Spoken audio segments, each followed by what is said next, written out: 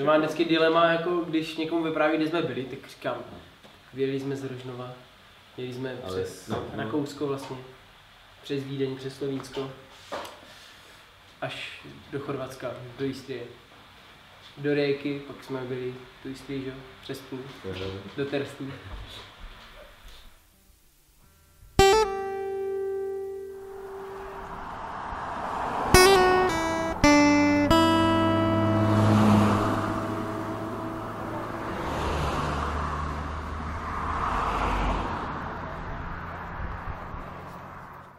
Takže já už tak od mala jakože jezdím na kole s tačkou a s rodinou, takže jsem si říkal, že bychom mohli prostě uspořádat s přáteli nějaký další výlet na kole.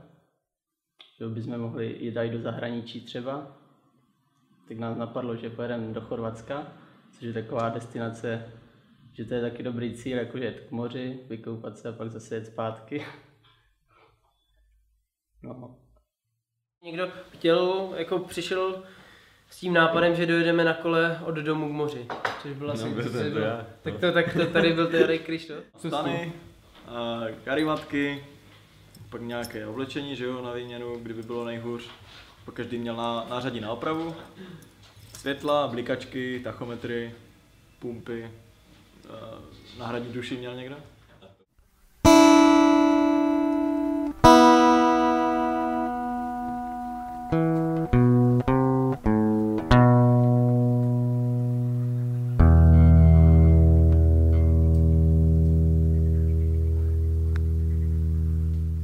S Krištofem jsme plánovali i na tu Korziku, ještě před tím Chorvatskem jsme jako zvažovali, jestli pojedeme do toho Chorvatska, nebo jestli navštívíme tu Korziku, že se nám to zdálo jako pěkné místo, jelikož taťka tam byl, tak říkal, že tam je velmi příjemná atmosféra a krásná příroda, tak jsme to chtěli zkusit, ale zastavilo nás to, že je to vlastně ostrov, takže bychom museli jet trajektem, což není tak jednoduché.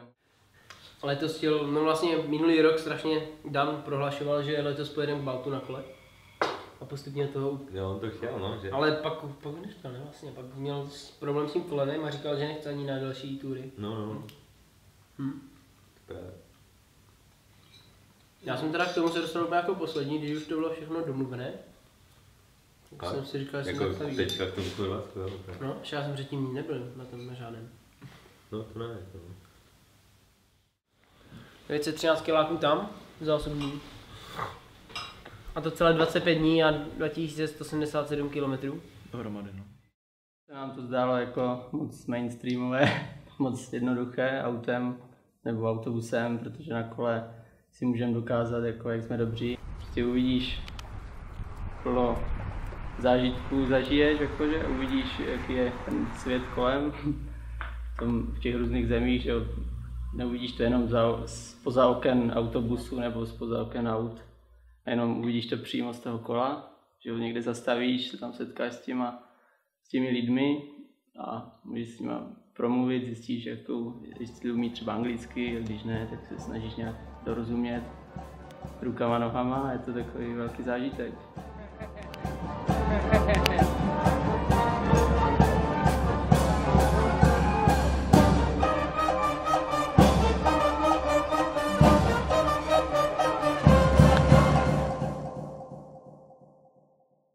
Takový zážitek, který se mi nejhlouběji otiskl do paměti, tak je, když jsme v Rakousku trošku zabloudili. A jeli jsme tam po nějakých lesích a ztráceli jsme strašně výšku a bylo to takové namáhavější, tak prostě k večeru jsme se vypotáceli z těch lesů na Vršky Luk a tam jsme chtěli někde přespat, že tam to vypadalo, že všude jsou farmáři a že to jsou soukromé pozemky a tak dál. No a tak jsme zkoušeli zkoušeli jsme tam brát mlíka u jedněch těch, ti nám dali zdarma, takže to bylo v pohodě takové. Potom jsem z toho druhý den měl zračku, ale tak. A kromě toho to bylo dobré. A byl tam jeden farmář, u kterého jsme se ptali, jestli teda můžeme na té louce přespat. A on byl strašně dobrosrdečný, nápomocný, říkal jo, není problém. A hned se s námi bavil, zajímalo ho, odkud jedem, kam jedem. Jo, nasměroval nás, protože jak jsme tam bloudili, tak aby jsme už se zbytečně nezdržovali. A byl prostě celkově strašně milý a i celá ta jeho rodina. Večer nabídli, že nám donesou maso, co měli k večeři. Jo, to jsme museli odmítnout, protože už tak nám dal pivo místní, nějakého Puntigamera.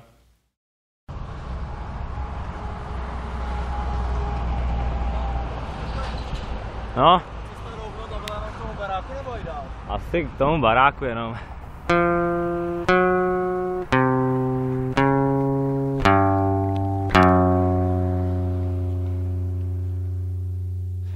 Konečně jsme v Lublaní. V supermarketu tu jsme koupili pivo a jiné nezbytné věci. Byl jsem v tuto chvíli mrtvý. Ale při další cestě posilněn pivem to šlo krásně. Taky, že jsme ujeli 130 km.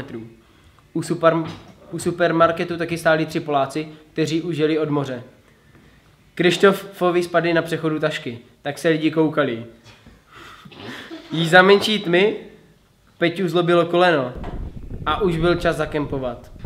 Nakonec se přece našlo docela příhodné místo na zahradě jednoho chlápka, který nebyl doma, ale přijel jeepem v noci, když už jsem spal, tak moc nevím, co se dělo. Ale podle toho, že jsme se ráno probudili na tom samém místě, tak nás asi nevyhodil.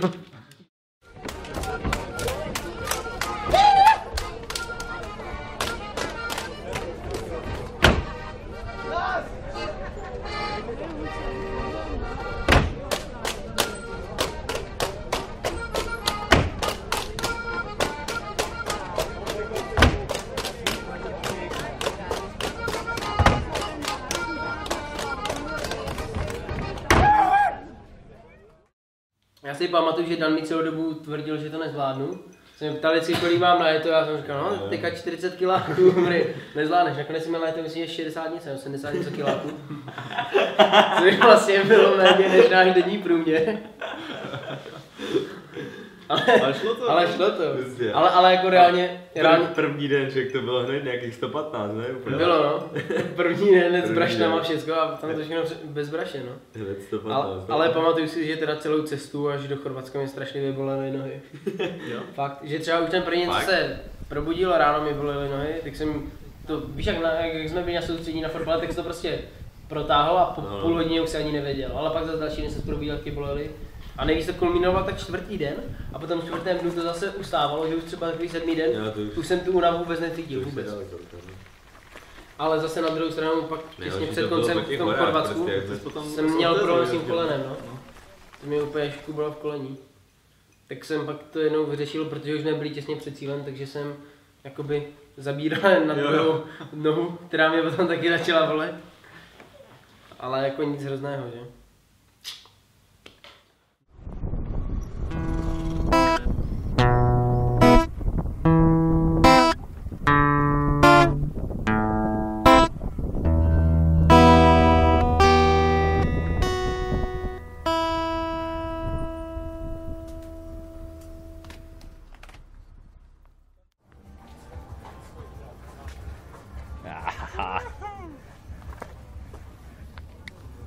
Takové se nevěli s Džuklem. Jo no, to je Peťa. Teď propagačně po nábřeží, jo no. Kde je Peťa? Tam je. Zamrzlý. Musíme jít asi na kraj, ne? Podívat na molo. Dojeli jsme do Chorvatska až přímo k moři. A v obchůdku jsme si koupili šampáňo a na první volné pláži jsme oslavili náš příjezd. Cesta k moři byla dlouhá 905 km, trvala 8 dnů a 46,5 hodiny čisté jízdy. Moře bylo teplé a počasí stále krásné, avšak večer jsme měli větší problém s hledáním místa na noc. Po hodně dlouhavém putování jsme našli pod stromy plošinu vedle dětské pláže, tak jsme tam lehli. Dnes tady majo, ale stejně jako... Jo, ale jsem vám pak všechno to, co jsme si žili, to bylo tak 12 km furt se šup a neberu to len co. Jo, ale to se...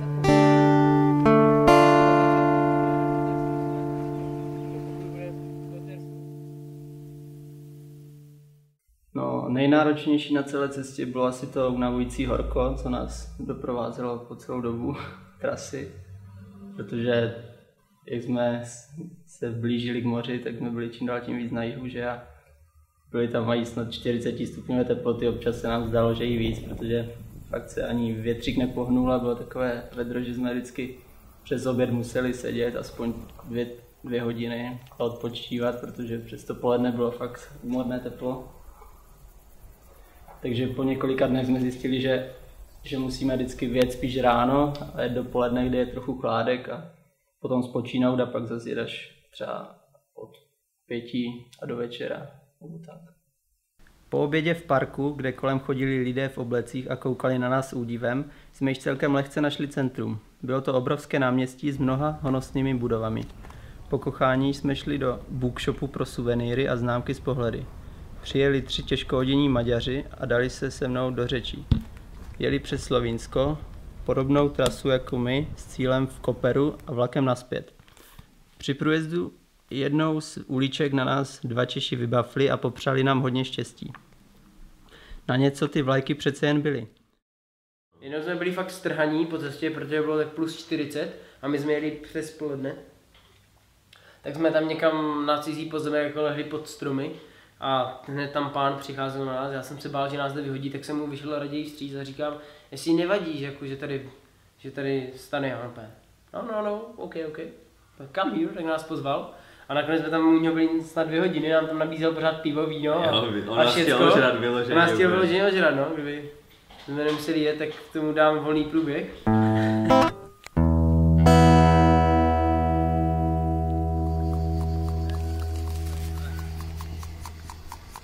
Pak ale.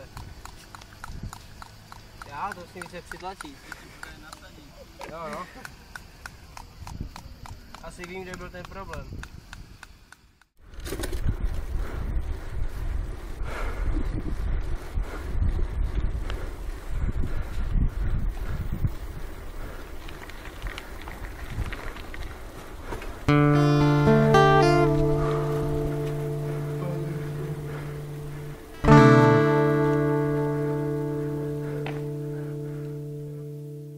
Jsme nad Vídní potkali v jednom městě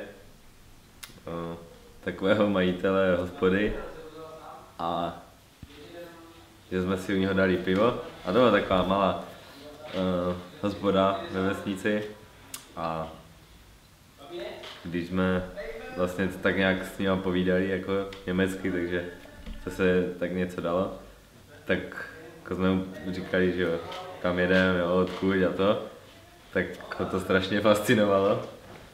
Tak on nám potom slíbil, že až pojedeme zpátky z toho Chorvatska, takže se u něho máme stavit a že nám dá úplně pipsona a snídaní. Takže jsme tam tak prostě jeli zpátky, tak jsme dojeli a prostě udělal nám mega žraso, tam ukázal nám, kde máme spát, úplně jsme spali v jeho viníci. Takže to bylo jako hodně pěkné. Nakonec jsme to zvládli všichni. Dalo by se říct, že v pohodě. Že i když to bylo zpočátku náročné, tak pak si všichni zvykli a už šlapali, tak už to šlo samo prakticky.